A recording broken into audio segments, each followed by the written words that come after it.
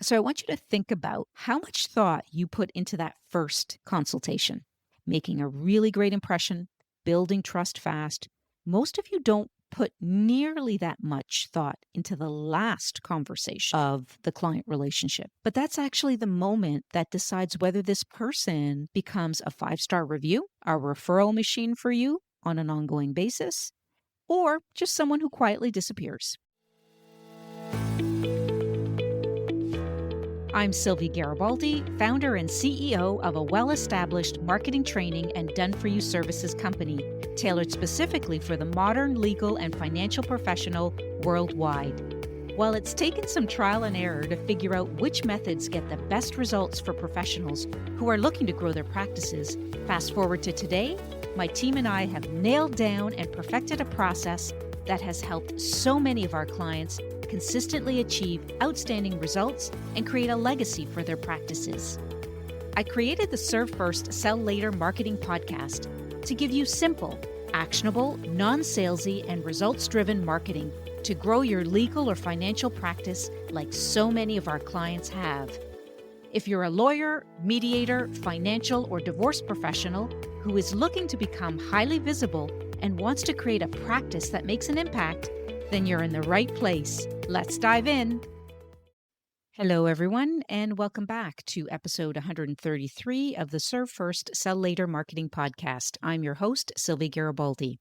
And if you haven't already, please make sure to subscribe to the podcast by hitting the follow or subscribe button so that you don't miss future episodes packed with actionable strategies to grow your practice.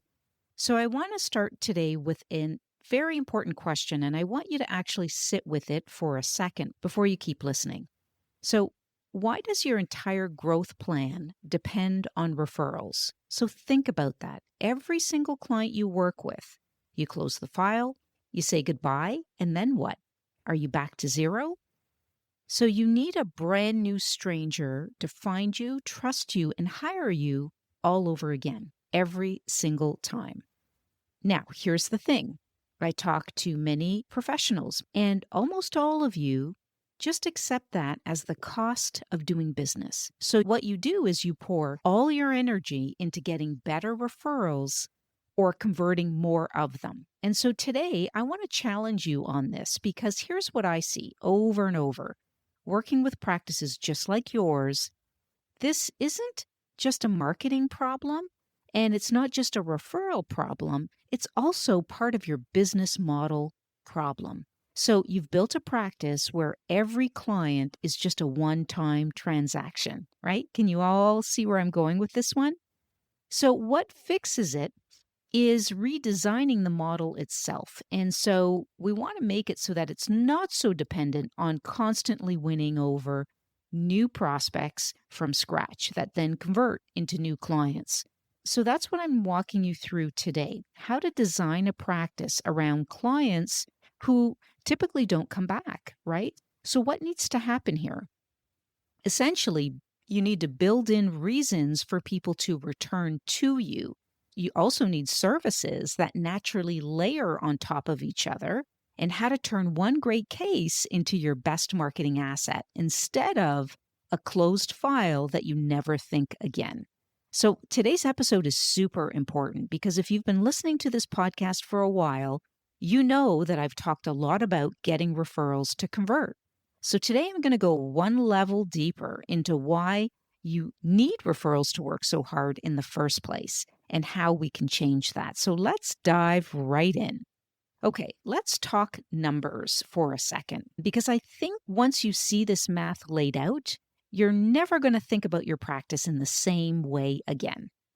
So right now, across the legal industry, the average cost to land a new client, once you factor in marketing, intake, sales time, any employees that are helping with this process, it typically runs somewhere between $500 and $1,500. And that's before you even do the work, right? Now, here's the part nobody really talks about openly. If you're a family law lawyer, a divorce mediator, and maybe an arbitrator or a CDFA, once that case closes, that client is, in most cases, gone, right? You spent the money to earn them once. So think about that. You don't get to spend it again and again on the same relationship the way perhaps a subscription business does. So, for example, compare that to a wealth management firm or a dentist or even a gym for that matter. They spend money to bring someone in the door one time, and that investment for that person sticks around for years because there's ongoing sales coming in from that same client. Same acquisition cost, completely different payoff.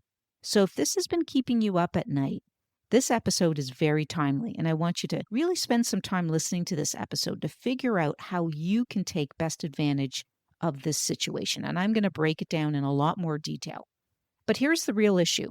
It's not necessarily that your marketing isn't good enough. It's that your business is only getting one shot to earn back what is spent to bring that person in the door. And there are so many different ways that you can improve this number. And look, I understand a lot of you have leaned on referrals to survive this. And I'm not saying that referrals are not powerful. They are. But here's a stat that should stop you in your tracks. Most law firms, about 2 out of 3, get less than half their new business from referrals. Referrals just aren't as steady as they seem. And here's the part that could really surprise you. Most people actually want to refer you. About 8 out of 10 say they would, but when it comes down to it, only about 3 out of 10 actually follow through. So what's happening here? Is it that people are lying when they say they'll refer to you? Well, probably not. It's usually simpler than that. Most of the time, the people genuinely mean it, but life gets in the way. They get busy, they forget. Or, this is a big one, they run into a friend who needs a divorce lawyer, for example, and they go to recommend you, but they realize they don't actually know how to explain what you do. So what ends up happening is they hesitate, and guess what? The moment passes and you don't get referred. So here's the other piece. Most professionals never ask directly. That's a known thing. There are quite a few professionals that just don't ask directly. They end a case with something vague like, let me know if you hear of anyone else who might need my help. And to be quite honest with you, that's not really an ask. That's barely a suggestion, and a vague one at that, right? So the referral gap isn't really about trust or gratitude or whether people liked working with you. It's about 2 much more fixable things, okay? Whether you gave them an easy way to describe you and whether you actually asked clearly, specifically at that moment. So I want you to think about what this means. Even your best source of new business, the thing that you're leaning on the hardest, could be leaking. You're relying on strangers to walk in the door, convert, do the work, close the file, and then hope quietly in the background that maybe someday they mention your name to somebody else. And let's face it, that's not a strategy, that's crossing your fingers. And once you see it that way, the fix becomes very obvious. You don't need people to want to refer you more. Most of them already do. You need to make it easy for them to actually follow through, which means giving them a clear, repeatable way to describe you and asking directly instead of leaving it to chance. Okay, I hope that's making sense. And if you've been listening to this podcast for a while, you know I talk a lot about how to get more of those referrals to actually convert. So that includes how to do the follow-up, how to make the ask, how to build the kind of reputation that gets you top of mind, right? And so these episodes are about winning the game that you're already playing. So I want to zoom out because I think the real fix isn't just about getting better at referrals. That is part of the fix, but it's not the only part of the fix. The other part is building a practice that doesn't need quite so many of them in the first place. So what do I mean by this? That means designing reasons for your existing clients to come back to you. Now, I know what you might be saying. You know, my business is a one-time business. There isn't really much more for me to cross-sell or sell more of to them. And I'm going to prove you wrong. So I'm going to look at the ways that you can cross-sell and I'm going to talk about layering in services that naturally follow the first one. And so it means treating the end of a case as seriously as you treat the beginning of one, because guess what? That's actually where most of you are leaving the most money on the table. All right. So I want to borrow an idea from a totally different profession for a second. I want you to think about trademark lawyers. Here's what they do. A trademark isn't a one and done filing. Okay. It has to be renewed. And there are real deadlines attached to that. So, trademark firms build their whole client relationship around those deadlines. You see, they don't wait for the client to remember. They reach out first, saying, hey, your renewal's coming up in 6 months. Let's get ahead of it. And that single habit turns a one time filing into a client relationship that can run for years automatically without the firm having to sell anything. So, here's my question for you. Based on what you do, what's your version of that deadline? Because most of you actually have one. You're just not using it. So let's look at a family law lawyer or a divorce mediator. You've helped someone build a parenting plan. And so most experts say that the moment life changes, like a move, a new job, a new relationship, that plan actually needs another look. So why not build that in from the start? After the 1 year mark, or maybe after the 6 month mark, you reach out and you say, hey, it's been 6 months, or hey, it's been a year. And I know a lot can shift within this time frame. Do you want to hop on a call and make sure that this parenting plan still works for your family?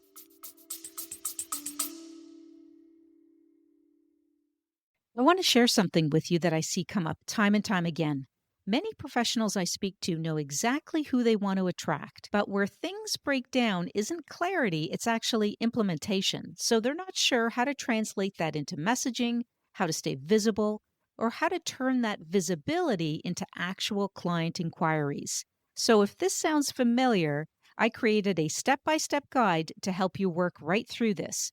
This free guide walks you through how to define your ideal clients, identify the right referral partners, understand where they're actually looking, including AI, and most importantly, how to turn all of that into consistent action. You can download your free guide at www.sgandassociates.ca/free-guide. Link is also in the show notes. This isn't a sales pitch. That's actually taking care of them. And you'd be surprised at how many of our clients tell us that this is such a valuable call and a valuable check-in because most times there are some conflicts or difficulties with the parenting plan that needs to be relooked or changed or updated. Okay. So let's take the estate planning lawyers. So most experts recommend a full review maybe every year or every 2 to 3 years, and actually sooner than that if there's been a marriage, a divorce, a new child, a new grandchild. So instead of hoping that your old clients remember to call you back, you actually diarize this into the calendar, and then you reach out or you have your team reach out. For workplace mediators, I want you to look at it this way.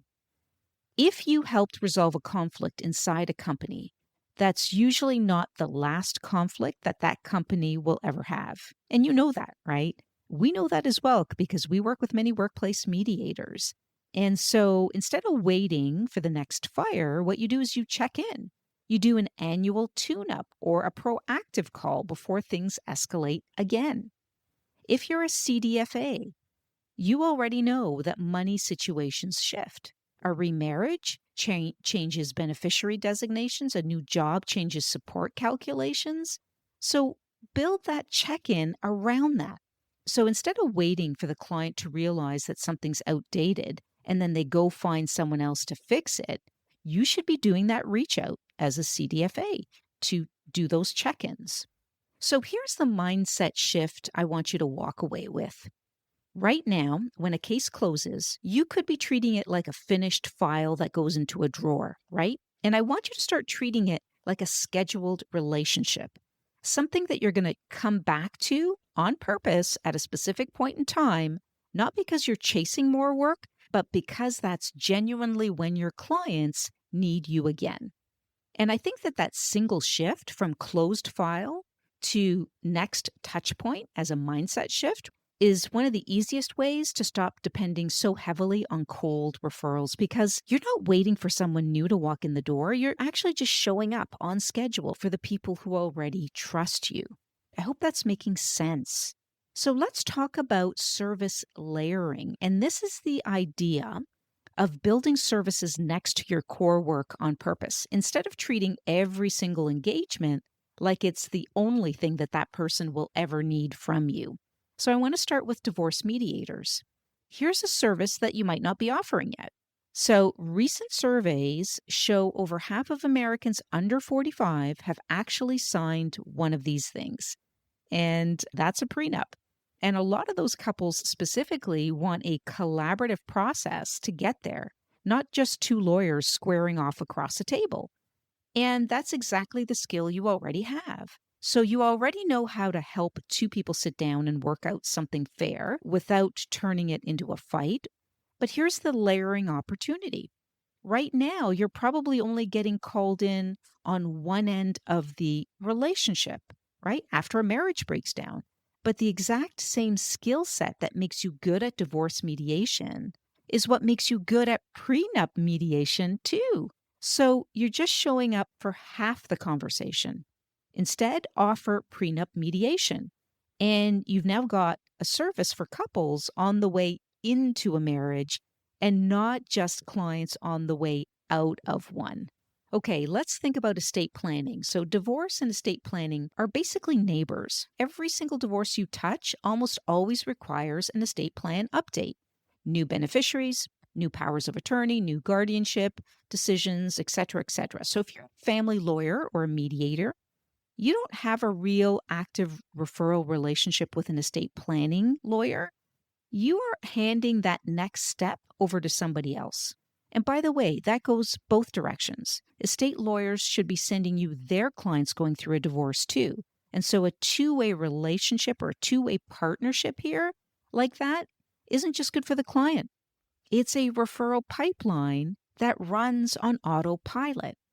Now, let's think about workplace mediators, and this one has real dollars behind it because we know that unresolved workplace conflict costs U.S. employers approximately $3,000 per employee per year just in lost time and productivity. So let that set in. And when a dispute escalates all the way to a formal grievance or a legal claim, the average cost to a company jumps up significantly more and takes nearly a year to resolve or more.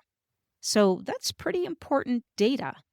So most of you only get called in after things have already broken down, right? After the cost is already locked in. But what if instead you offered HR departments an ongoing retainer, for example, quarterly check-ins or regular conflict prevention training, right? That's a service that you can offer. And it's a relationship where you're already in the building before the fire starts. And you're not just cheaper for them at that moment, you're actually solving the exact problem that those numbers are describing. And so here's the pattern running underneath all of this. Every one of you already has an adjacent service sitting right next to your core work. And so you just need to find it and see which one is going to work for you best. And you don't need to reinvent your practice. You don't need to look sideways at what naturally sits right next to the work that you're already doing and build a real deliberate path toward it. Okay. And you can get really creative here to find what that additional service could look like or that adjacent service could look like. Now, here's something that seems backwards at first, but I want you to stick with me on this.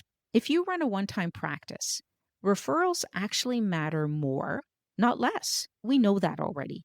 Because if a single client only hires you once, that one relationship has to work twice as hard for you. It has to be the thing that brings in the next 3 or 4 clients on its own. And here's why this matters right now more than ever. Approximately 98% of people read online reviews before choosing a local business, whatever that business may be. And for something as personal as a divorce or family law matter, that number holds just as strong, right? So if we look at that specific number, that's approximately 82% of people who found an attorney online actually used reviews as part of their decision. Another percentage of them said that reviews were their primary source of information, more than the actual website and more than anything else. So I want you to think about what this means for you. Every single case you close is a chance to either build that reputation or quietly let it slip by. So I want to get practical here.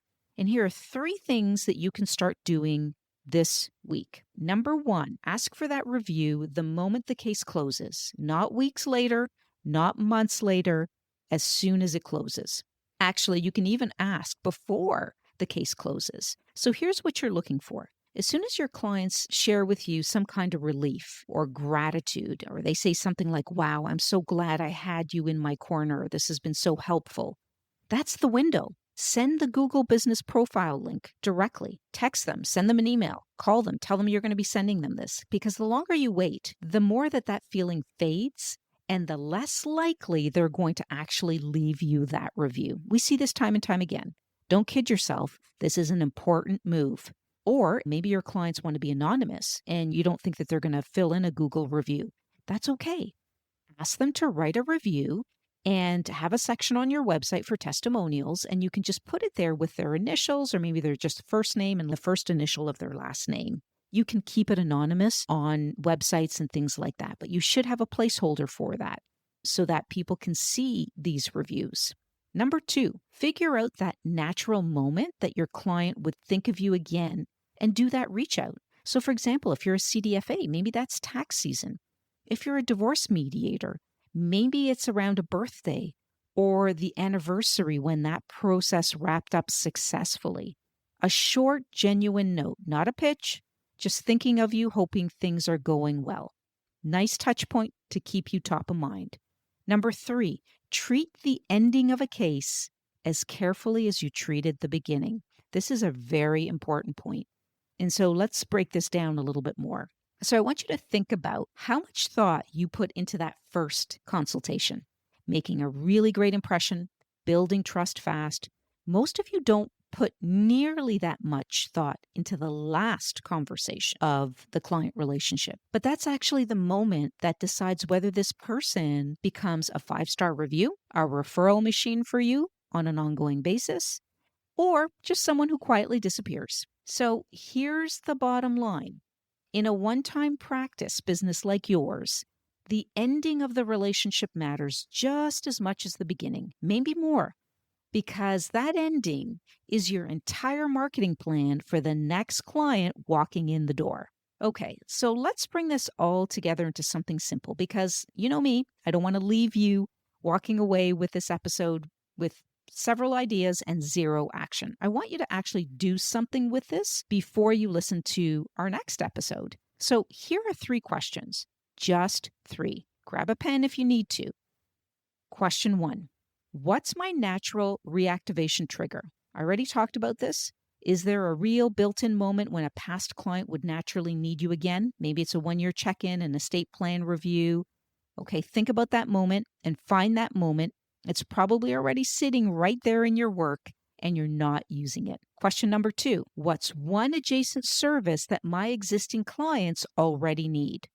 And as I said before, you don't need to reinvent something new. You need to notice what's already sitting next to what you do. So for example, a prenup, a prevention retainer, okay? Instead of a one-time emergency call. So think about that. Question 3, where in my process am I currently wasting the referral potential of a happy client? Are you asking for that review at the moment of gratitude or are you letting it slide, right? Are you treating the end of a case with the same care as the beginning? Because somewhere in your process, there's a happy client walking away and you're leaving value on the table without even realizing that. So here's what I want you to do with this. Don't fix all 3 of these this week. I want you to pick just one. Maybe it's setting up the 1-year check-in email template. That's a great place to start. Maybe it's having one real conversation with an estate planning lawyer that you already know. So small, real, and done, right? This will always be big, ambitious, and never started. Pick your one thing and actually do it. before you listen to the next episode. So I want to be honest here for a moment about what actually happens next. Maybe you're nodding along, you're writing down one question, and then Monday happens, a client calls, and you get so busy. But here's what I want you to notice. Those three questions I just gave you, the reactivation trigger, the adjacent service, and the wasted referral, those aren't three separate problems. It's one problem showing up in three places. And so your practice was never designed to bring people back. And that's a huge opportunity. And everything we talked about today comes back to that big design flaw. Okay. Good news, we can help you fix that. The hard part is trying to figure out what's going on. And sometimes you can't see it from inside of your own practice because you're too close to your own client flow to spot where those exits are. So if you're interested, I offer a free consultation call. We find the one spot in your practice where returning clients and referrals are quietly slipping through the cracks. And this could be a huge revenue gain for you. So there's no pitch in here. You can find a link in the show notes to my calendar and sign up for this consultation call, and we can help you figure that out. So here's your action plan from today's episode. 3 steps, nothing complicated. Step 1, pick your one question. Step 2, turn it into real action, not vague intention. Not, I should think about reviews, but actually, I'm going to text my next closed case of review links before we wrap up, right? That's what I mean by action. Step 3, do it before this next episode drops. If you're a subscriber to this podcast, you know I drop a new episode every single week. So try to do it before the next episode drops. That's it. One question, one action, one deadline. And here's why this matters. Beyond just the growth numbers that we talked about, right? This whole redesign, the check-ins, the adjacent services, the way you handle the end of a case, none of this is a growth hack. This is a major revenue finder for many of you because you don't want to be chasing new business all the time. You're showing up for them or your existing clients at the exact moment that they actually need you again. And that's the serve first, sell later in perfect action applied to how your business is built and not just how you talk to people. So here's what I want you to do. Once you've picked your one thing, come back and tell me about it. Send me a message, send me an email, drop me a comment, send me a direct message on LinkedIn, and just let me know which of the 3 questions you're tackling first. And I read every single one of the messages that you send me. And it's amazing to read so many encouraging action steps that you're taking. All right, that's it for today. Go pick your one thing. Thanks for tuning in today. If you found this episode valuable, I'd love to hear from you. Send me a message or share your biggest takeaway. And if you haven't already, please make sure to subscribe so that you don't miss future episodes packed with actionable strategies to grow your practice. See you in the next episode.